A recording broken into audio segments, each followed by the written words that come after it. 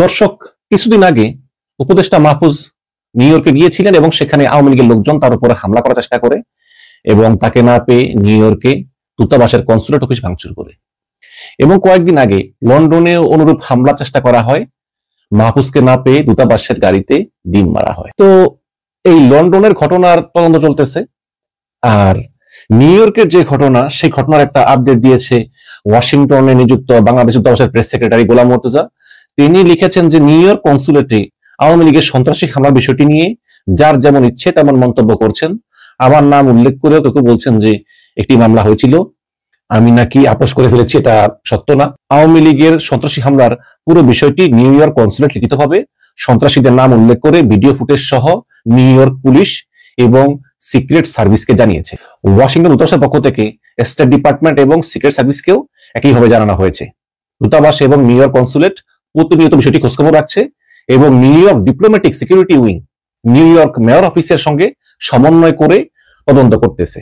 এবং মার্কিন সরকারের পক্ষ থেকে সর্বশেষ সেপ্টেম্বরের দ্বিতীয় সপ্তাহে নিউ ইয়র্ক কনসুলেটকে সংখ্যা উল্লেখ না করে জানানো হয়েছে যে এখন পর্যন্ত একাধিক ব্যক্তিকে গ্রেপ্তার করা হয়েছে এবং পুরো প্রক্রিয়াটি এখনো তদন্তাধীন।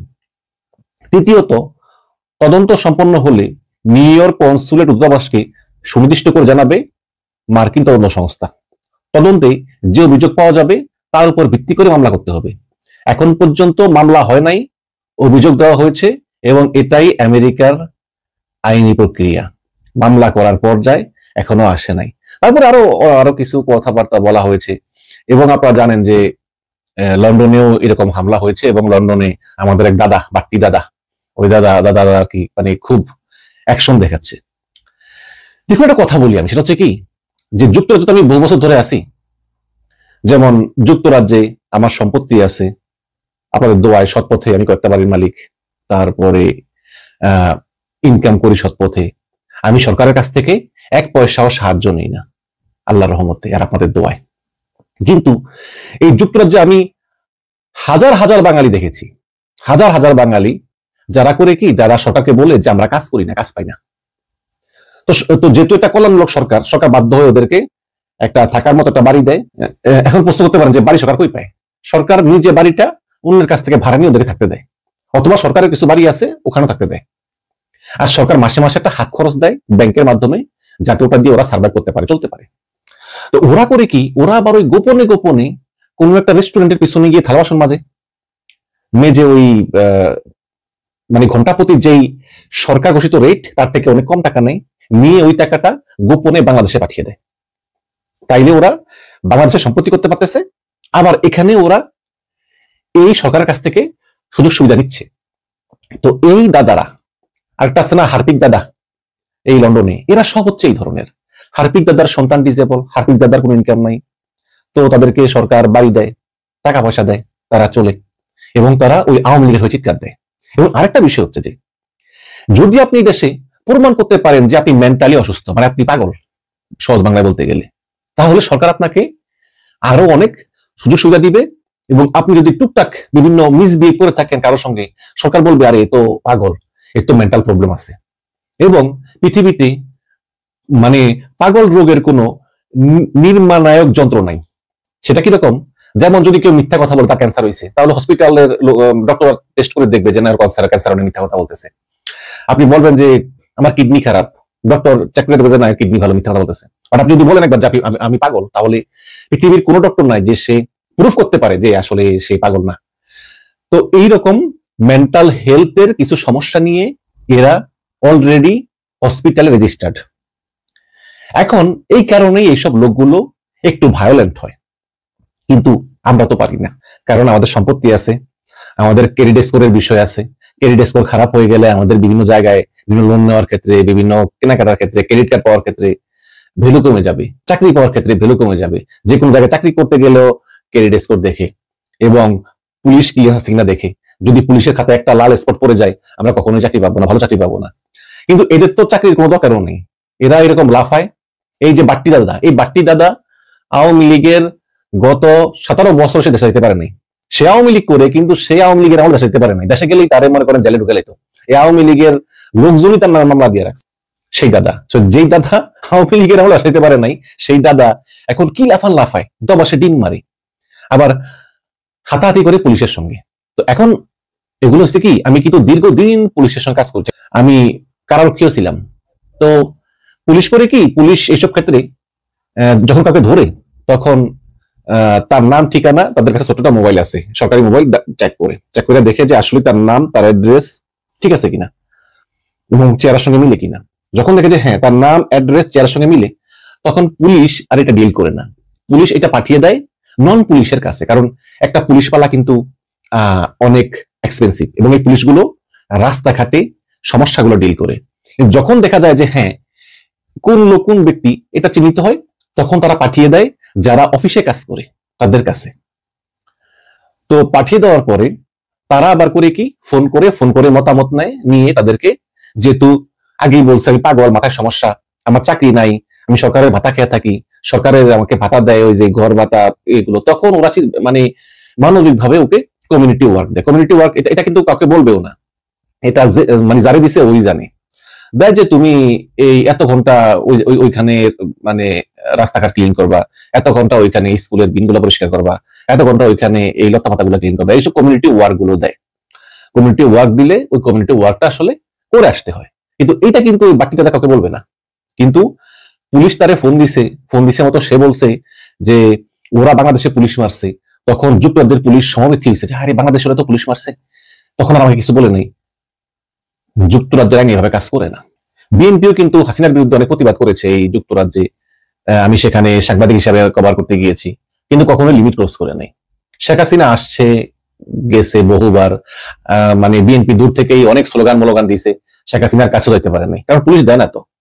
এবং পুলিশ বলতেছে যে তোমরা এই জায়গায় থাকবা, এটা করা যাবে, এটা করা যাবে না। এবং বিএনপি ওভাবে কিন্তু মেনেই সকল আন্দোলন সংগ্রামগুলো এই লন্ডনে করেছে। এবং এখানে একটা বিশাল অংশ ছিল অ্যাসাইলাম সিকার, যারা অ্যাসাইলাম মেরেছে যে দেশে গেলে আমাদেরকে আওয়ামী লীগ গ্রেপ্তার করবে, অত্যাচার করবে, এই কারণে আমরা অ্যাসাইলামে আছি। এটা সত্য। এবং এটা আবার আওয়ামী লীগেও আছে। এখন আওয়ামী লীগের ভিতরেও যারা সব লোকজন ডাক দেয়, এদের মধ্যে 90% হচ্ছে অ্যাসাইলাম সিকার। তারা বলে যে দেশে গেলে আমাদেরকে ইউনুস মারবে, এরকম। তো দুদলই ছিল। এবং আমি কখনো বলি না, আমি জামাত বিএনপি অনেক অ্যাসাইলাম সিকারকে আমি বহু আইনি পরামর্শ দিয়েছি। এগুলো বলতে গেলে আসলে বলা ঠিক না, কারো উপকার করলে বলা ঠিক না। এই তো আমি বলবো যে এই এই বাট্টি দাদা, এই হারপিক দাদা, এরা হচ্ছে যুক্তরাজ্যের নাগরিক। এখন যারা এই অ্যাসাইলাম সিক করতে চায়, তারা যদি এই দাদাগুলোর কথা মতো চলে, দাদা বলতেছে এই আয় অমুক জায়গায় ডিম মারুম, তাহলে অ্যাসাইলাম পাওয়া যাবে তাড়াতাড়ি, এগুলা করতে যায় না। এগুলা করলে অ্যাসাইলামও পাইবেন না, আমও যাইবো, সালাও যাইবো। এই দেশে একটা লোককে যখন একটা পর্যায়ে আসে যে নাগরিকত্ব দিবে বা ইনডিফিনিট লিভ টু রিমেইন দিবে, তার একদম পুরো হোল হিস্ট্রি চেক করে যে সে কোনো ভায়োলেন্সের সঙ্গে জড়িত কিনা। এবং এই ইউকেতে ফার রাইটের শক্তি দিন দিন বৃদ্ধি পাচ্ছে। গত শনিবারে অভিবাসন বিরোধী, অ্যাসাইলাম বিরোধী একটা বিক্ষোভ হচ্ছে, সেই বিক্ষোভে 1 লক্ষ মানুষ অংশগ্রহণ করছে। এবং এই দেশের মতো একটা ছোট্ট এবং মানে কম জনসংখ্যার দেশে 1 লক্ষ মানুষ কিন্তু অনেক। সুতরাং এই অ্যাসাইলাম বিরোধী, অভিবাসন বিরোধী একটা মানে শক্তি দিন দিন বৃদ্ধি পাচ্ছে। তো এই সময় এই সব হারপিক এদের কথা শুনে যাবেন, ওরা কিন্তু ব্রিটিশ সিটিজেন এবং ওরা কিন্তু মেন্টাল পেশেন্ট রেজিস্টার্ড। কাজে ওরা যা করে আর আপনি যা করেন দুটো কিন্তু এক না। এবং ওরা কিন্তু কাজ করে না, ওদের সংসারে ওরা বেনিফিট খায়, ওদের ওই ডিজেবল চিলড্রেনও আছে, আপনার কিন্তু না। আপনি কিন্তু একা, এবং আপনি এখানে অ্যাসাইলাম আছে। সুতরাং আপনি এমন কোনো কাজ করবেন না, আপনি আওয়ামী লীগ করেন, বিএনপি করেন, যাই করেন। কারণ আমি তো ছিলাম যে বিএনপির যে সভাপতি মালেক, সে কিন্তু খুব দেখতো যে কেউ কোনো নিয়ম ভঙ্গ করে কিনা। তারপর যে হয় নাই তা না। 2016 সালে বিএনপির লোকজন দূতাবাসে হামলা চালাইছে এই লন্ডনে, সেখানেও কিন্তু তাদেরকে মানে শাস্তির আওতায় আসছে তারা। এখন যে শাস্তির আওতায় আসছে সে তো বলবে না শাস্তি বেশি, তাই না? সে তো ওগুলো বলবে না, কিন্তু শাস্তির আওতায় আসছে। ইংল্যান্ড আমেরিকা আইনের দেশ, এখানে কোনো অপকর্ম করে কেউ কিন্তু ওই নিস্তার পাবে না। সুতরাং এই যে ডিম মারলো গাড়িতে, এটার যে আইন আছে যুক্তরাজ্যে, সেই আইন অনুযায়ী এটার বিচার অবশ্যই হবে, এতে কোনো সন্দেহ নেই। যতই বলুক যে আমি এইটা আমি সেইটা, এইসব মানে পাকনামি, এইসব চালাকি বাংলাদেশে খাটে, এখানে খাটে না। তো আমেরিকায় যারা আছে তারা শাস্তি পাবে। বাট্টি দাদা বলতেছে যে জাতিসংঘে যাবে ইউনুস এবং সেখানে নাকি তাকে চরম শিক্ষা দেওয়া হবে। এগুলো ওই বিএনপিও বলতো, হাসিনা আসতেছে লন্ডনে, চরম শিক্ষা দেওয়া হবে। হ্যাঁ, মানুষজন আসতো, চিৎকার দিত, হইচই করতো, কিন্তু ওই শেখ হাসিনার ওই 250 মিটারের মধ্যে যাইতে পারতো না। নিজ চোখে তো দেখেছি। শেখ হাসিনার কানে স্লোগান যেত, শেখ হাসিনা বুঝতে পারতো, কিন্তু শেখ হাসিনার কাছে কি শেখ হাসিনাকে দেখাও যেত না। ও বেশিরভাগ সময় একটা মানে শেখ হাসিনার মতো প্রধানমন্ত্রী লেভেলের লোকজন তারা যখন হোটেলে ঢোকে তখন সেই সব হোটেলের একাধিক দরজা থাকে। এখন কোন দরজা দিয়ে সে ঢুকবে এটা তো বুঝাই যায় না। অনেক বড় হোটেল, মনে করেন যে পুলিশ বলে দিল যে তোমরা বিক্ষোভ করবা এই জায়গায়, তো যারা বিক্ষোভ করবে তাকে যাইতে পারবে না এর বাইরে, পুলিশের কথা মতো এই জায়গায় থাকতে হবে আইন মাইনা। আর শেখ হাসিনার গাড়ি বড় ঢোকে আর এক জায়গায় দিয়া এইরকম। তো ডক্টর ইউনূস যাবে নিউ ইয়র্কে, এখানে এরা এটা করবে সেটা করবে, এগুলো হচ্ছে গিয়ে আপনার ওই যে মানে কথার কথা আর কি, বাকওয়াসবাদ।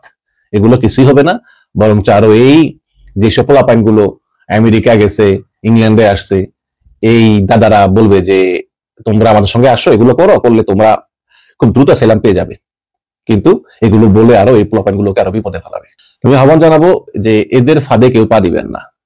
যে দেশে আছেন ওই দেশের আইন কানুন সম্পর্কে জানেন, এবং না জানলে অভিজ্ঞ কারো পরামর্শ নেন। এই দাদাগুলো অলরেডি ব্রিটিশ সিটিজেন, তারা পাসপোর্ট পেয়ে গেছে ইংল্যান্ডের, তারা বেনিফিট খায়, তাদের কোনো সম্পত্তিও নাই, তারা অন্যায় করলেও তাদের সম্পত্তি সরকার নিয়ে নিবে সেটাও সিস্টেম নাই, তারা ওই নির্বাচন কাফার মানে হাত পা ছাড়া কোনো কিছু নাই, এবং তারা পাগল হিসাবে রেজিস্টার্ড NHS এ। আপনারও তা না, সুতরাং আপনারা একটু সাবধানে থাকবেন এসব পাগলদের কাছ থেকে। এই পাগলা দাদা আর হারপিক পাগলার কাছ থেকে সাবধানে থাকবেন।